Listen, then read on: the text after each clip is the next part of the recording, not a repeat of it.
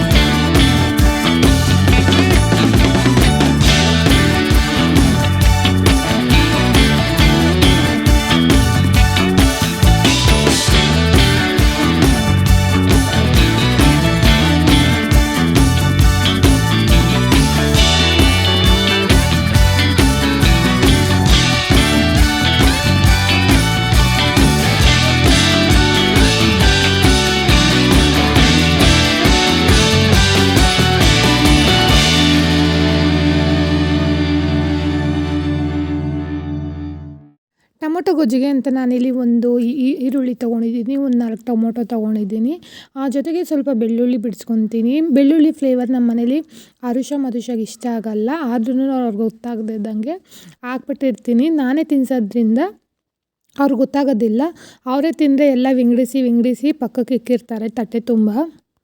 ನಮ್ಮ ಆರುಷ ಮಧುಷಗೆ ಅಡುಗೆಯಲ್ಲಿ ಏನೇನು ಇರಬಾರ್ದು ಅಂದರೆ ಈರುಳ್ಳಿ ಇರಬಾರ್ದು, ಟೊಮೊಟೊ ಇರಬಾರ್ದು, ಬೆಳ್ಳುಳ್ಳಿ ಇರಬಾರ್ದು, ಹಸಿಮೆಣ್ಸಿನ್ಕಾಯಿ ಇರಬಾರ್ದು, ಕರಿಬೇವಿನ ಸೊಪ್ಪು ಇರಬಾರ್ದು, ಏನೂ ಇರಬಾರ್ದು.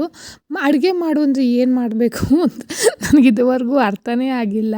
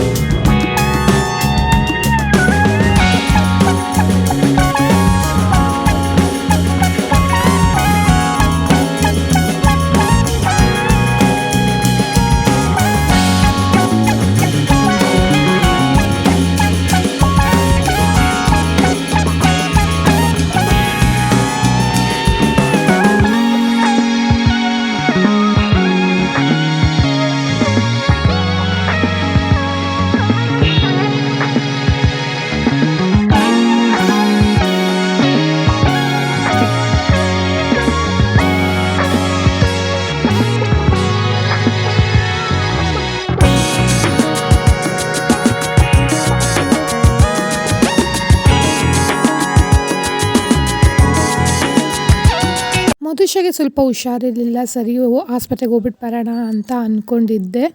ನಮ್ಮ ಹಸ್ಬೆಂಡ್ ಕೇಳಿದೆ, ಇಲ್ಲ ನನ್ನ ಕೆಲಸ ಇದೆ, ನಾನು ಬರೋದಿಲ್ಲ, ನಾನು ಕನಕಪುರಕ್ಕೆ ಹೋಗಬೇಕು, ನೀನು ಹೋಗ್ಬಿಟ್ಟು ಬಾ ಅಮ್ಮ ಅಂತ ಅಂದರು. ಸರಿ ಅಂದ್ಬಿಟ್ಟು ನಾನು ಮಧುಷ ರೆಡಿ ಆಗಿಬಿಟ್ಟು ಬಸ್ ಸ್ಟ್ಯಾಂಡ್ಗೆ ಹೋದ್ವಿ. ನಾನು ಗಾಡೀಲಿ ಬಂದು ಗಾಡಿನ ತಳಿಲಿ ಪಾರ್ಕ್ ಮಾಡಿಬಿಟ್ಟು ನೆಕ್ಸ್ಟು ಬಸ್ಸಲ್ಲಿ ಹತ್ತಿರೋದು. ಇದು ತಳಿ ಬಸ್ ಸ್ಟ್ಯಾಂಡು. ಇನ್ನು ಬಸ್ ಬಿಟ್ಟಿರಲಿಲ್ಲ. ಬಸ್ ಇನ್ನು ಬಿಡೋಕ್ಕೆ ಒಂದು ಹಾಫ್ ಆನ್ ಅವರ್ ಇಲ್ಲ 1 ಅವರ್ ಆಗುತ್ತೆ ಅಂತ ಅಂದರು. ಸರಿ ಅಂದ್ಬಿಟ್ಟು IPL ಮ್ಯಾಚ್ ನೋಡಿಕೊಂಡು ನಾನು ನಿನ್ನೆ ಬೇರೆ ನಿದ್ದೆನೇ ಮಾಡಿರಲಿಲ್ಲ. ಸೋತ್ಬಿಟ್ರು ಬೇರೆ, ಅದು ಬೇರೆ ತುಂಬಾ ಬೇಜಾರಾಯಿತು. ನಾನು ಸೋತಿರೋದಕ್ಕೂ ಅರ್ಧ ನಾನು ನಿದ್ದೆನೇ ಮಾಡಿಲ್ಲ. ಇದು ನಮ್ಮ ತಮಿಳ್ನಾಡಲ್ಲಿ ಫ್ರೀ ಟಿಕೆಟ್ ಕೊಟ್ಟಿರೋದು. ತಮಿಳಲ್ಲಿ ಬರೆದಿರ್ಬೋದು, ಕಾಣಿಸ್ತಾ ಇದೆಯೋ ಇಲ್ವೋ ನನಗೆ ಗೊತ್ತಿಲ್ಲ. ಕಾಣಿಸ್ತಿರ್ಬೋದು ಅಂತ ನಾನು ಅಂದ್ಕೊತೀನಿ. ನಮ್ಮ ಕಡೆ ಏನು ಅಂದರೆ ಕರ್ನಾಟಕದ ಥರ ಆಧಾರ್ ಕಾರ್ಡ್ ಏನೂ ಕೇಳಲ್ಲ, ಯಾರೇ ಹತ್ತಿರೂ ಟಿಕೆಟ್ ಕೊಡ್ತಾರೆ. ಫಸ್ಟು ಹೋಗ್ಬಿಟ್ಟು ಮಧುಷಗೆ ಡಾಕ್ಟರ್ ಹತ್ರ ಅಪಾಯಿಂಟ್ಮೆಂಟ್ ತೊಗೊಂಡು ಇನ್ನೂ ಲೇಟ್ ಆಗುತ್ತೆ ಡಾಕ್ಟ್ರು ಬರೋದು ಅಂತ ಹೇಳಿದ್ರು. ಸರಿ ನಾವು ಹೋಗ್ಬಿಟ್ಟು ಟಿಫನ್ ಮಾಡ್ಕೊಂಡು ಬಂದುಬಿಡೋಣ ಡಾಕ್ಟ್ರು ಬರೋ ಅಷ್ಟೊತ್ತಿಗೆ ಅಂದ್ಬಿಟ್ಟು ಹೋದ್ವಿ. ನಾವಲ್ಲಿ ಜಾಸ್ತಿ ಏನು ವಿಡಿಯೋ ಏನು ಮಾಡ್ಕೊಂಡಿಲ್ಲ, ಯಾಕೆ ಅಂದರೆ ಬಿಸಿಲು ಏನು ವಿಡಿಯೋ ಮಾಡ್ಕೊಳಕ್ಕೂ ಮೂಡಿರಲಿಲ್ಲ. ಸರಿ ಬೇಗ ತಿಂದ್ಬಿಡಮ್ಮ ಅಂತ ಅಂದೆ. ಅವಳಿಗೆ ದೋಸೆ ಅಂದರೆ ತುಂಬಾ ಇಷ್ಟ, ಮಸಾಲೆ ದೋಸೆ ಅಂದರೆ. ಅದೇನು ಮನೇಲಿ ಮಾಡಿರೋ ಚಟ್ನಿ ಅವಳಿಗೆ ಇಷ್ಟ ಆಗಲ್ಲ, ಹೋಟ್ಲು ಚಟ್ನಿ ಅಂದರೆ ತುಂಬಾ ಇಷ್ಟ. 2 ಸರಿ ಬೇರೆ ಹಾಕಿಸ್ಕೊಂಡು ತಿಂದಳು. ಹೋಗಲಿ ಎಲ್ಲನ ತಿನ್ಕೊಳ್ಳಿ ಅಂದ್ಬಿಟ್ಟು ನಾನು ಸುಮ್ಮನಾದೆ. ನಾನು ಬಿಸಿಬೇಳೆ ಬಾತು ಆರ್ಡ್ರ್ ಮಾಡಿದ್ದೆ. ಸರಿ ಬರೋ ಗಂಟಲು ವೆಯ್ಟ್ ಮಾಡ್ತಾಯಿದ್ದೆ. ಇನ್ನೊಂದೇನೆಂದರೆ ತಮಿಳ್ನಾಡಲ್ಲಿ ನಮಗೆ ಯಾವುದೇ ಟಿಫನ್ ಆಗಲಿ ಊಟ ಆಗಲಿ ಇಷ್ಟ ಆಗಿಲ್ಲ. ಯಾಕೆಂದರೆ 8 ವರ್ಷದಿಂದ ನಾನು ತಿರುಗ್ತಾನೆ ಇದ್ದೀನಿ. ಬಟ್ ನನಗೆ ಅಲ್ಲಿ ಹೋಟ್ಲಲ್ಲಿ ಯಾವುದೂ ಟಿಫನ್ ಆಗಲಿ ಏನೂ ಇಷ್ಟ ಆಗಲ್ಲ. ಅದು ಬಿಸಿಬೇಳೆ ಬಾತ್ ಥರನೇ ಇರಲಿಲ್ಲ, ಕಿಚಡಿ ಇದ್ದಂಗಿತ್ತು. ಅದೇ ನಮ್ಮ ಕರ್ನಾಟಕ ಸೈಡ್ ಆದರೆ ಟಿಫನ್ ಐಟಮ್ ಆಗಲಿ ಊಟ ಆಗಲಿ ಬಿರಿಯಾನಿ ಆಗಲಿ ಕಬಾಬ್ ಆಗಲಿ ಸಖತ್ತಾಗಿರುತ್ತೆ. ತಿನ್ನಬೇಕು ಅಂತಲೇ ಅನಿಸ್ತಾ ಇರುತ್ತೆ. ಸರಿ ಅಂದ್ಬಿಟ್ಟು ಹಾಸ್ಪಿಟ್ಲ್ ಹತ್ರ ಬಂದ್ವಿ. ಹಾಸ್ಪಿಟ್ಲ್ ಹತ್ರ ಬಂದುಬಿಟ್ಟು ವೆಯ್ಟ್ ಮಾಡ್ತಾಯಿದ್ವಿ. ಇನ್ನೂ ಡಾಕ್ಟ್ರು ಬಂದಿರಲಿಲ್ಲ. ನಮ್ಮ ಟೋಕನ್ ಬೇರೆ 18 ಇತ್ತು. ಡಾಕ್ಟ್ರು ಬರೋ ಅಷ್ಟೊತ್ತಿಗೆ 11ರಿಂದ 12 ಗಂಟೆ ಆಗಿಬಿಟ್ಟಿತ್ತು. 12 ಗಂಟೆ ಗಂಟಲು ನಾವು ಕೂತು ಬೋರ್ ಹೊಡಿತಾ ಇತ್ತು. ಮುಂಚೆನೇ ಏನು ಮಾಡಿದ್ದೆ, ನಾನು ಇನ್ನೊಂದು ಮೊಬೈಲು ತೊಗೊಂಡೋಗಿದ್ದೆ. ನನಗೆ ಗೊತ್ತಿತ್ತು ಮಧುಷ ಹಠ ಮಾಡ್ತಾಳೆ ಮೊಬೈಲ್ ಬೇಕು ಅಂತ. ಅದಕ್ಕೆ ಆ ಮೊಬೈಲ್ಗೆ ನಾನು 1 ಡೇ ಮಾತ್ರ ನೆಟ್ ಹಾಕಿ ಕೊಟ್ಟಿದ್ದೀನಿ, ಕುತ್ಕೊಂಡು ನೋಡ್ತಾ ಇರು ಅಂತ. ಮಧುಷಗೆ ಡಾಕ್ಟ್ರು ಏನು ಹೇಳಿದ್ರು ಅನ್ನೋದೆಲ್ಲ ನೆಕ್ಸ್ಟ್ ವಿಡಿಯೋದಲ್ಲಿ ಹೇಳ್ತೀನಿ. ಯಾಕೆಂದರೆ ಅದು ಸ್ವಲ್ಪ ಡೀಟೇಲಾಗಿ ಮಕ್ಕಳಿಗೆ ಅರ್ಥ ಆಗಬೇಕು ಈಗ ಅನ್ನೋದಕ್ಕೋಸ್ಕರ ಅದನ್ನೇ ಒಂದು ವಿಡಿಯೋ ಮಾಡೋಣ ಅಂತ ಅಂದ್ಕೊಂಡಿದ್ದೀನಿ. ಈ ವಿಡಿಯೋ ನಿಮಗೆ ಎಲ್ಲರಿಗೂ ಇಷ್ಟ ಆಗಿದೆ ಅಂತ ಈ ವಿಡಿಯೋನ ನಾನು ಇಲ್ಲಿಗೆ ಎಂಡ್ ಮಾಡ್ತಿದ್ದೀನಿ. Thank you so much.